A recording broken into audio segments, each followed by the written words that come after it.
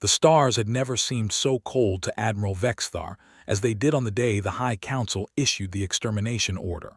500 warships, the largest fleet assembled in 3 centuries of Dominion rule, had been dispatched to hunt a single creature. A human.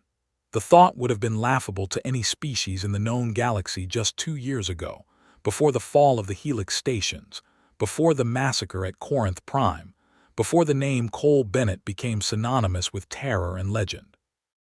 Vexthar stood on the command deck of the Endless Fury, his scaled hands clasped behind his back as he watched the tactical display paint the emptiness of deep space in shades of blue and gold. Around him, his crew worked in practiced silence, their chitinous bodies clicking and humming with the efficiency that had made the Corvathi the supreme military force in the galactic arm for over 1,000 years. "Status report," he commanded, his voice carrying the weight of 30 campaigns. "All vessels in formation, Admiral," replied Lieutenant Crix, her compound eyes flickering across multiple displays. "No contact with the target. Long-range sensors detect residual energy signatures consistent with human technology in the Orpheus Expanse." The Orpheus Expanse. Of course he would be there, in that graveyard of forgotten civilizations, among the ruins of species that had risen and fallen before the Corvathi had even developed fire. It was fitting, Vexthar supposed. Bennett had always shown a disturbing affinity for the dead and dying. 2 years ago, Cole Bennett had been nothing, a maintenance technician aboard a civilian transport, unremarkable in every measurable way. The Dominion's records had him catalogued as human, male, age 34, occupation, engineering specialist 3rd class. There had been millions like him scattered across the border colonies, the dregs of a species that had only recently crawled out of their gravity well to discover a universe that had long since been claimed by others. Then the purging began. The High Council had determined that humanity posed a statistical threat, not a present danger but a future one. Their breeding rate was too high, their adaptability too remarkable, their capacity for violence too unpredictable. The mathematics of galactic stability demanded their removal before they could grow strong enough to challenge the established order. It should have been simple. Humanity had no fleet worth mentioning, no weapons capable of penetrating Dominion shields, no allies willing to risk annihilation for their sake. The cleansing of Earth had taken 72 hours. The colony worlds fell even faster, their populations rounded up and processed with industrial efficiency. Cole Bennett had watched his wife and daughter die on New Providence. He had been in the engineering bay when the Dominion cruisers began their bombardment, close enough to the viewport to see the residential dome where his family lived consumed by plasma fire, close enough to hear their final screams over the communication link before the static swallowed everything. What happened next would become the subject of debate among military strategists for generations to come. The transport ship Meridian Star, a vessel designed to haul cargo between mining stations, somehow survived the initial assault. Not only survived but fought back. Using nothing but maintenance tools, jury-rigged explosives, and an intimate knowledge of the ship's systems, Bennett and a handful of survivors turned their floating coffin into a weapon. They destroyed 12 Dominion interceptors before escaping into hyperspace. 12 warships, each crewed by trained soldiers, each equipped with weapons that should have vaporized the Meridian Star in a single volley. The official report blamed equipment malfunction and crew incompetence. Vexthar had read that report. He had also read the classified addendum that described how Bennett had somehow accessed the interceptor's communication frequencies and played the sound of human children laughing while his improvised missiles tore through their hulls. That was only the beginning. Over the following months, Bennett became something more than a man. He became a ghost, a demon, a force of nature that struck without warning and vanished before retaliation could be mustered. The Helix stations, a network of orbital fortresses that protected the Dominion's primary shipyards, had been considered impregnable. Bennett had walked through their defenses with nothing but a stolen maintenance suit and a bag of tools, planting charges in reactor cores and life support systems with surgical precision. The explosions killed 43,000 Corvathi technicians and set the Dominion's military production back by a decade. But it was what Bennett did before the explosions that truly terrified the High Council. He had accessed the station's communication hub and broadcast a message to every ship, every colony, every listening post in the sector. His face, unremarkable and human, had stared out from a billion screens as he spoke in a voice devoid of emotion. "I am Cole Bennett. You killed my family. You killed my species. You believed we were too weak to fight back, too primitive to matter. You were wrong. I am coming for all of you, not today, not tomorrow, but I am coming. And when I arrive, I will teach you why the universe learned to fear the dark." Corinth Prime had been next. A pleasure world, the jewel of the Dominion's leisure class, where the wealthy and powerful spent their accumulated riches on entertainments that would have horrified less civilized species. Bennett had crashed a stolen shuttle directly into the planet's primary entertainment complex during the Festival of Ascension, the holiest day in the Corvathi calendar. The death toll had exceeded 2 million, including 17 members of the High Council and the Dominion's Supreme Chancellor. But it was not the deaths that haunted Vexthar. It was the recordings recovered from the complex's security systems. Bennett had walked through the carnage like a man taking a stroll through a garden, stepping over bodies and debris with casual indifference. At one point, he had stopped to pick up a fallen Corvathi child, a young female no more than 5 cycles old, and carried her to safety before continuing his work of destruction. When the child had asked him why, Bennett had simply smiled and said, "You didn't choose to be born into evil. Neither did mine." The child had survived. She was currently in a psychiatric facility on the Dominion's capital world, unable to speak or respond to external stimuli. The doctors called it trauma-induced catatonia. Vexthar called it mercy, the cruelest kind imaginable. Bennett had not killed the child. He had simply shown her what her people had done to his and let her draw her own conclusions. "Admiral," Lieutenant Crix interrupted his thoughts, "we are receiving a transmission. Priority channel encoded with Dominion diplomatic frequencies." Vexthar's scales rippled with unease. "Source: unknown. The signal appears to be originating from within the Orpheus expanse, but our sensors cannot pinpoint the exact location. The transmission is addressed to you specifically, Admiral." Of course it was. Bennett had a flair for the dramatic, a human trait that the Corvathi had always found distasteful but had learned to fear. "Put it through." The main view screen flickered and Cole Bennett's face appeared. He looked older than his file photo suggested, the lines around his eyes deeper, his hair shot through with gray. But his eyes were what captured Vexthar's attention. They were the color of steel, flat and cold, and utterly devoid of the warmth that was supposed to characterize the human species. "Admiral Vexthar," Bennett said, his voice carrying clearly despite the distance and interference. "I'm honored. They sent their best this time. 500 ships, if my count is accurate. That's quite a commitment of resources for one maintenance technician. Cole Bennett, on behalf of the Corvathi Dominion, I am authorized to offer you terms of surrender. Your execution will be swift and painless if you comply." Bennett smiled, and Vexthar felt something cold settle into his stomach. It was not the smile of a desperate man facing impossible odds. It was the smile of a predator that had just spotted its prey walking into a trap. "Surrender. That's an interesting word coming from your people, Admiral. I seem to recall offering surrender to your forces at New Providence. Do you know what they did to the prisoners who surrendered? Would you like me to describe it? The actions of individual commanders do not reflect the policy of the Dominion." "The actions of individual commanders were the policy of the Dominion. I've read your classified files, Admiral. All of them. The High Council didn't just authorize the extermination of humanity. They provided detailed guidelines for maximizing suffering during the process. They believed that pain would serve as a deterrent to other young species considering expansion. They were very thorough in their cruelty." Vexthar had no response to that. He had read those files as well. He had even implemented some of their recommendations during the early campaigns. At the time, it had seemed necessary. The mathematics of galactic stability demanded harsh measures. "Let me tell you a story, Admiral," Bennett continued. There was once a species that believed itself to be the masters of the universe.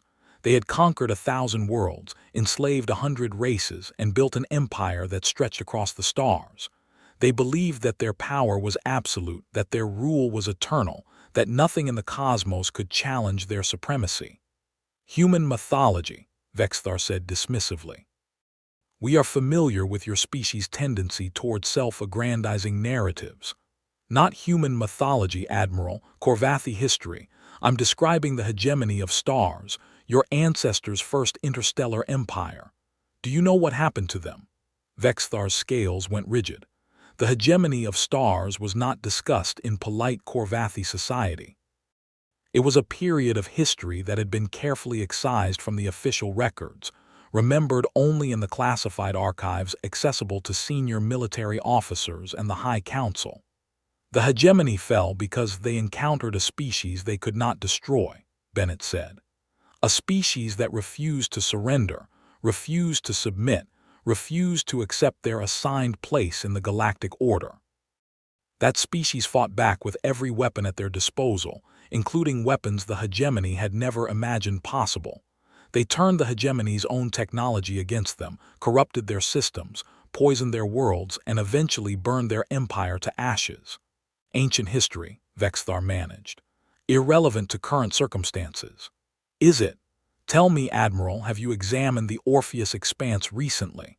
Have you looked at the ruins that drift through this region of space?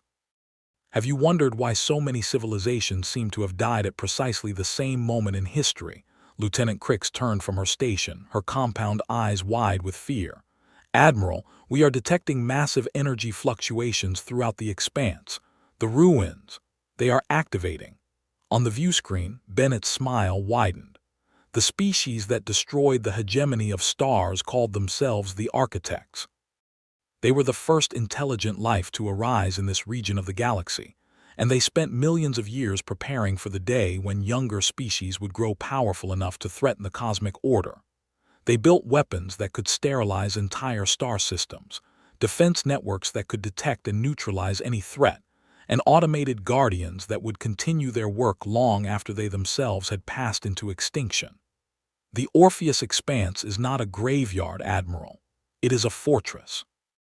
A fortress that the Architects built to protect the galaxy from species like yours. A fortress that has been waiting for someone to wake it up. The tactical display erupted with warnings as hundreds of energy signatures blazed to life throughout the expanse. Ancient weapons platforms that had drifted silently for eons began to move, their targeting systems acquiring the Dominion fleet with terrifying precision. Ships that had appeared to be dead hulks revealed themselves as dormant warships, their power cores flaring with energy that made even the endless Fury's reactors seem like candles in comparison. How? Vexthar demanded, his composure finally cracking. How could you possibly have awakened technology that has been dormant for millions of years? I didn't, Bennett replied. I just figured out what the Architects were waiting for. They built their defenses to protect the galaxy from genocidal species. They created a trigger mechanism that would activate their systems when certain conditions were met. Those conditions included the attempted extermination of a species that had developed spacefaring technology, but had not yet achieved military parity with the dominant power. The Architects designed their systems to protect species like humanity from species like you. They understood that the galaxy's greatest threat would always come from those who believed themselves to be its masters. They knew that power corrupts, that empires inevitably turn to genocide when they feel threatened, and that the only way to preserve the diversity of intelligent life was to ensure that no species could ever achieve absolute supremacy. You call me a terrorist, Admiral. You call me a monster, but I am nothing more than a key in a lock that the Architects built millions of years ago.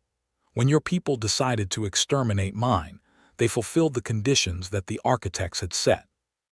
They proved themselves to be exactly the kind of threat that the Architects had feared, and now the Architects are going to do what they were always designed to do. The first shots came from a weapons platform that had been mistaken for an asteroid. Beams of coherent energy lanced through space, striking 3 Dominion cruisers simultaneously. The ships did not explode. They simply ceased to exist, Their matter converted to energy so efficiently that not even debris remained. "All ships, evasive action," Vexthar commanded, his voice steady despite the fear that gripped his hearts. "Return fire on those platforms."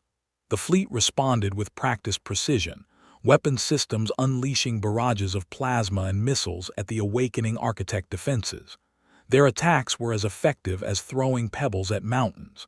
The Architect shields absorbed the energy without visible effect, their surfaces rippling briefly before returning to perfect stillness.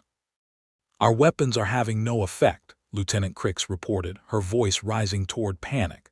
"Their shields are absorbing everything we throw at them. Admiral, we need to retreat." "Hyperspace engines are offline," another officer shouted. "Something is interfering with our jump calculations. We cannot escape." On the view screen, Bennett watched impassively as another group of Dominion ships vanished under the Architect weapons. "The Architects thought of everything, Admiral. Their systems include hyperspace inhibitors that prevent any ship within their defensive perimeter from escaping. They wanted to ensure that when they judged a species guilty, none of the accused would survive to spread their infection elsewhere in the galaxy." "This is genocide," Vexthar spat. "You are committing the same crime you claim to be avenging." "No, Admiral. This is justice. There is a difference, though I understand why your species might struggle to see it. Genocide is the extermination of a people because of what they are. Justice is the punishment of a people because of what they have done. Humanity did not choose to be weak. Humanity did not choose to be vulnerable. Humanity did not threaten your precious dominion in any way. We simply existed, and you decided that our existence was inconvenient." The endless fury shuddered as an Architect beam grazed its shields, overloading 3 defensive generators and sending the ship tumbling through space.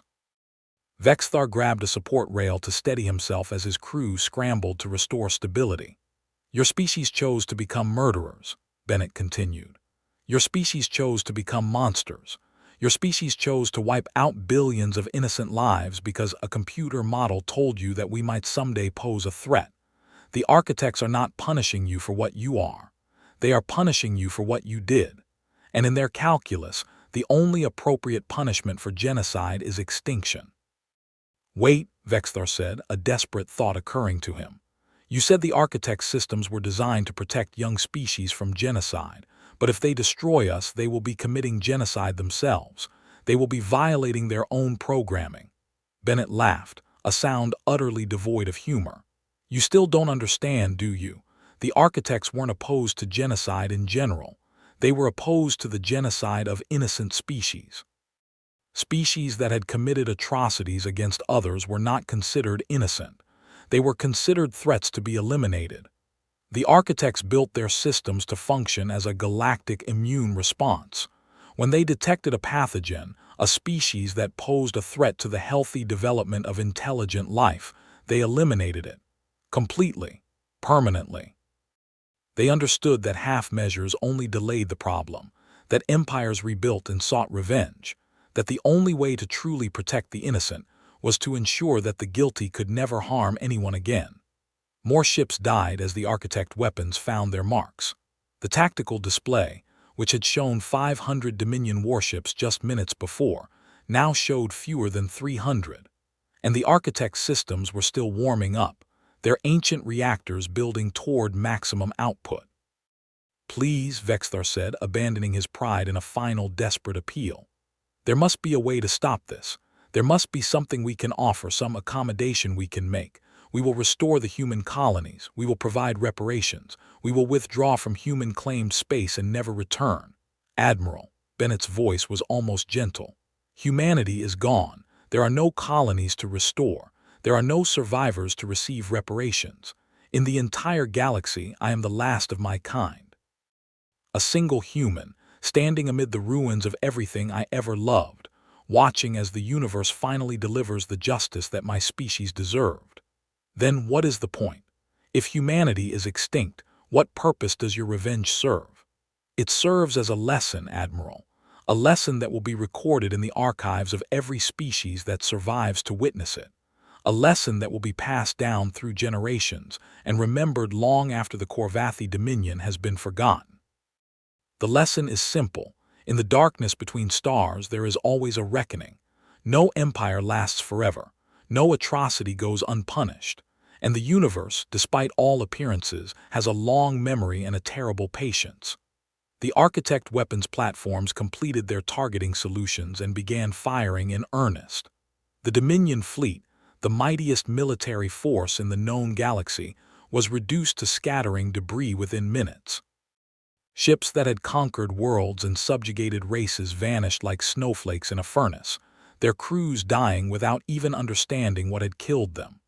Aboard the Endless Fury, Vexthar watched the destruction with a strange sense of detachment. He had spent his entire life believing that the Korvathi were the pinnacle of galactic evolution, the rightful rulers of the stars. He had believed that their power was absolute, their technology supreme, their military invincible. Now he was learning how wrong he had been.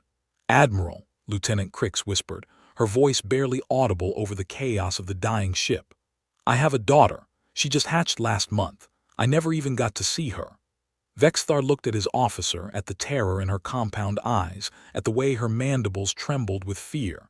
He thought of all the human parents who had experienced this same moment, this same realization that they would never see their children again. He thought of Cole Bennett, watching his wife and daughter die on New Providence, feeling the weight of loss that Vexthar was only now beginning to understand. "I am sorry," he said to Crix, to his crew, to the universe. "I am sorry for all of it." On the view screen, Bennett nodded slowly. "Sorry is a start, Admiral. It is not enough, but it is a start. Perhaps in your next life you will remember this moment. Perhaps you will remember what it feels like to be helpless, to be afraid, to watch everything you love being taken from you by forces beyond your control. Perhaps you will remember and you will choose differently." "You believe in an afterlife?" Vexthar asked, surprised by the human's words. "I believe that nothing truly ends, Admiral. Energy cannot be created or destroyed, only transformed. The matter that makes up your body, the electrical impulses that form your thoughts, they will continue to exist long after your consciousness has faded. They will become part of new stars, new worlds, new forms of life. In that sense, at least, death is not an ending. It is a transformation. And what will you become, Cole Bennett?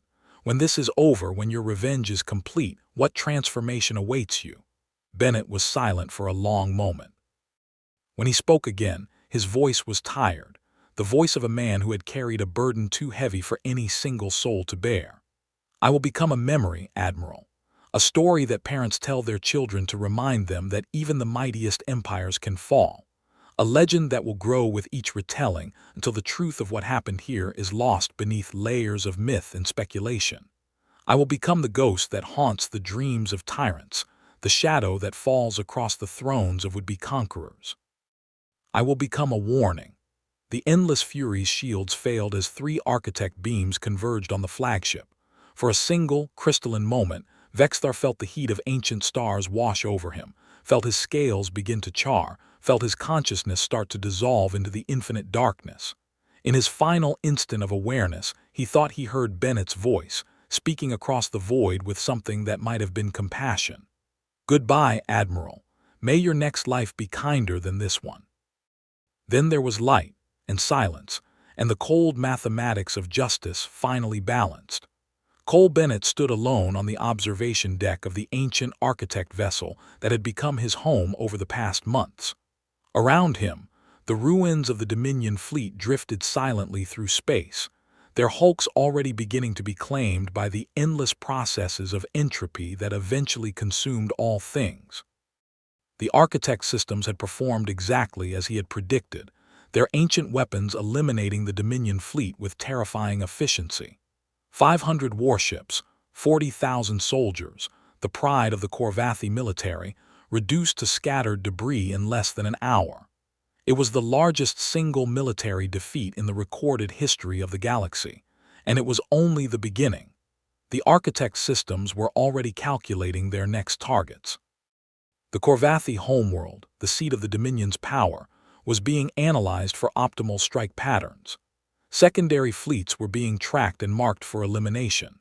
Supply lines were being mapped, weaknesses were being identified, and a comprehensive plan for the complete destruction of the Korvathi civilization was taking shape in the vast computational networks that had slumbered for millions of years.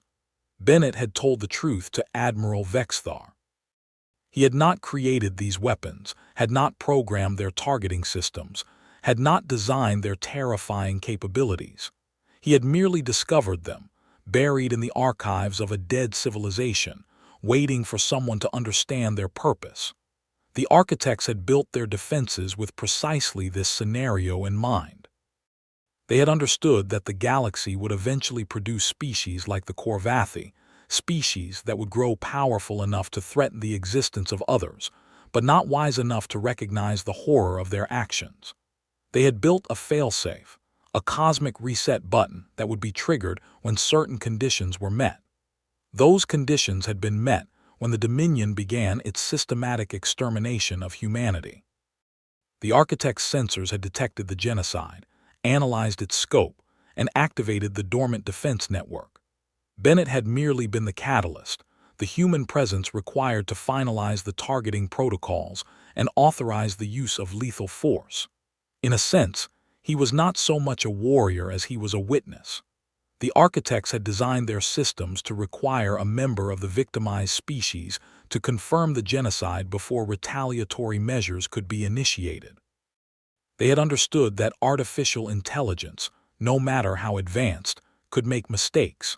They had wanted a living being to bear witness to the atrocities, to confirm that the punishment was deserved, to take responsibility for the destruction that would follow. Bennett had accepted that responsibility gladly. He had walked through the ruins of human colonies, documented the mass graves and cremation pits, recorded the testimony of the dying and the dead. He had gathered evidence of every atrocity committed by the Dominion, every violation of basic decency, every act of cruelty inflicted on his people in the name of galactic stability. And when he had presented that evidence to the architect's systems, they had agreed with his assessment. The Korvathi Dominion had forfeited its right to exist. The species that had chosen to become monsters would be treated as monsters. The galaxy would be cleansed of their presence, and a new order would rise from the ashes of the old. But as Bennett watched the Dominion fleet burn, he felt no satisfaction, no triumph, no sense of justice finally served. He felt only an empty ache where his heart used to be, a hollow space that had been carved out by grief and loss, and the certain knowledge that nothing he did could ever bring back the people he had loved. His wife, Emma, had been a teacher. She had spent her days helping young minds grow, nurturing curiosity and wonder in children who had no idea that their species had been marked for extinction. She had believed in the goodness of the universe, in the potential for cooperation and understanding between different forms of life. She had been the light in his world, the warmth that made the cold emptiness of space bearable. His daughter, Lily, had been 7 years old. She had loved stargazing, had spent hours identifying constellations and making up stories about the creatures that lived on distant worlds. She had wanted to be an explorer when she grew up, to see all the wonders that the galaxy had to offer. She had been innocent in a way that Bennett could never be again, untouched by the darkness that lurked in the hearts of those who believed themselves superior to others. They were gone now. Their ashes had been scattered by the winds of a dead world, their memories preserved only in the mind of a man who had been broken and remade into something terrible. Bennett carried them with him always, their faces hovering at the edge of his consciousness, their voices whispering to him in his dreams. Sometimes, in his darkest moments, he wondered if they would approve of what he had become. Would Emma, who had believed in peace and understanding, embrace the instrument of destruction he had become? Would Lily, who had loved the stars and all their mysteries, celebrate the death of an entire civilization? He knew the answer, of course. They would be horrified. They would weep for the souls he had damned, for the families he had destroyed, for the cycle of violence he had perpetuated across the stars. They would look at him with eyes full of sorrow and ask him how he could have let himself become the very thing he claimed to hate, and he would have no answer for them. No justification that could ease the weight of his sins. He had chosen this path with open eyes, knowing full well what it would cost him, knowing that the man who emerged from the other side would bear no resemblance to the one who had entered. He had sacrificed everything that made him human in order to avenge humanity, and in doing so, he had proven that the Dominion's assessment of his species had been at least partially correct. Humans were capable of terrible violence. Humans were capable of holding grudges that spanned generations. Humans were capable of destruction on a scale that rivaled the worst atrocities in galactic history.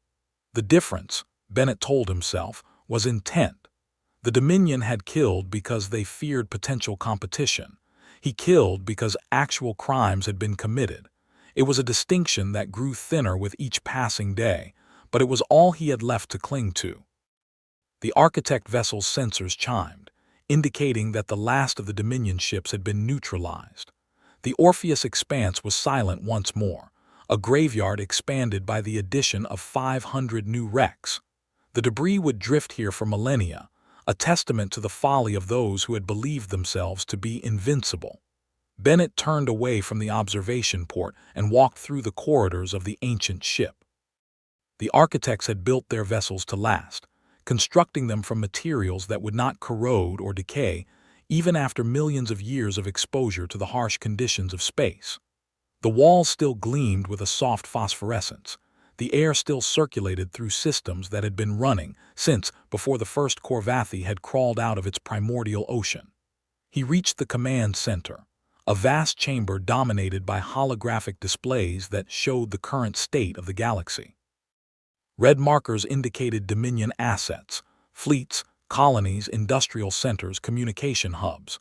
Green markers showed the positions of the Architect weapon systems, their capabilities, their targeting priorities. Blue markers, rare and scattered, indicated species that the Architects had flagged as potential allies in the coming war. There were other species out there, Bennett knew. Species that had suffered under the Dominion's rule, species that had been conquered and enslaved and exploited for centuries. Species that might be willing to join the fight against their oppressors if they believed there was a chance of victory. The destruction of the Dominion fleet in the Orpheus expanse would send shockwaves throughout the galaxy. News of the defeat would spread through underground networks and secret channels, reaching the ears of those who had dreamed of freedom but never believed it possible. They would hear of the ancient weapons that had awakened, of the human who had triggered their activation, of the justice that had finally been delivered to those who had believed themselves above it, and they would begin to hope. Bennett sat down in the command chair, feeling the ancient systems respond to his presence.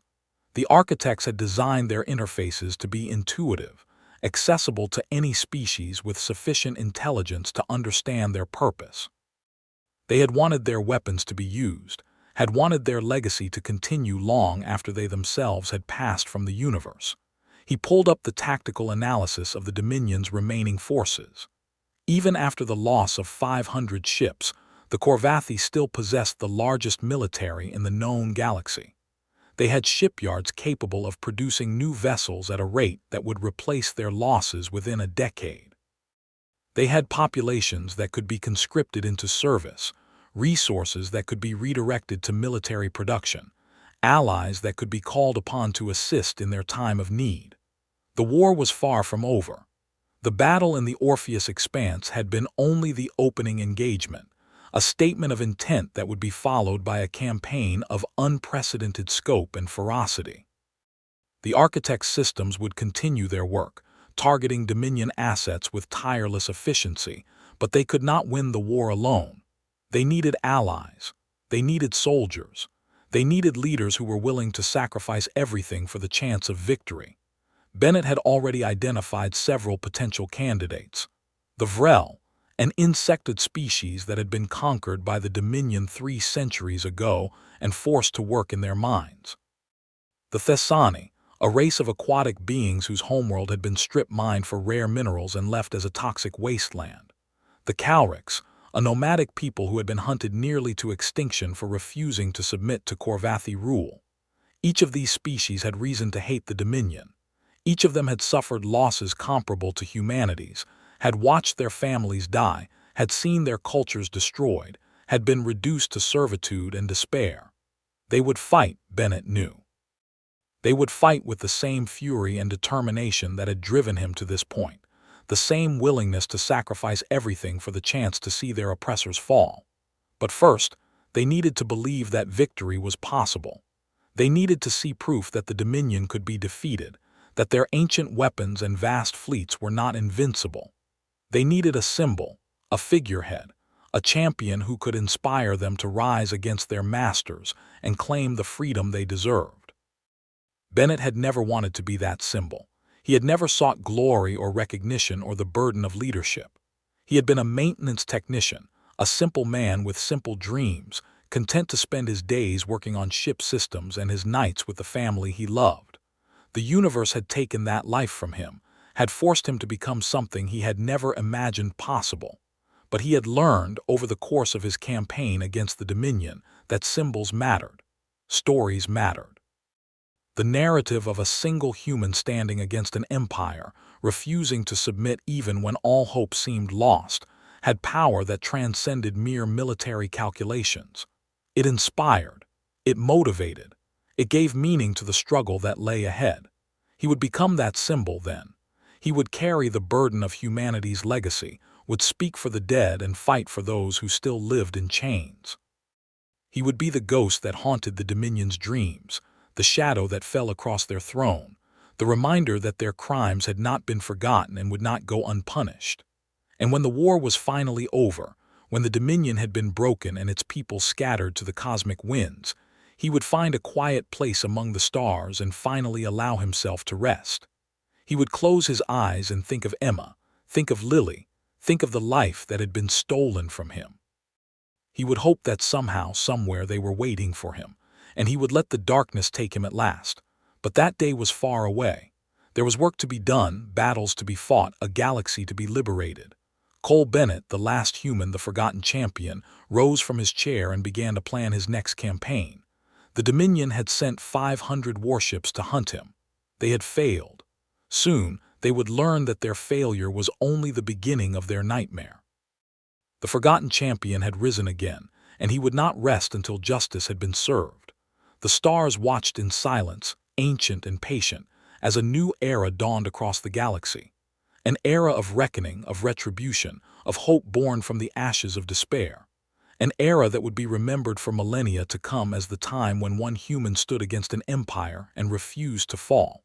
In the end, the Korvathi had been right about one thing. Humanity was indeed a threat to the established order. Not because of their technology or their numbers or their military prowess, but because of something far more dangerous, their refusal to accept defeat. Their stubborn, irrational, beautiful insistence that justice mattered, that atrocities demanded consequences, that the universe owed something to those who suffered at the hands of tyrants. It was a weakness by Korvathi standards, an inefficiency, a deviation from optimal behavior that should have been bred out of the species long ago. But it was also a strength beyond anything the Dominion could comprehend, a fire that burned in the human heart and could not be extinguished by any force in the universe. Cole Bennett was the last ember of that fire, and he intended to burn until there was nothing left to consume. The hunt was over. The war had begun.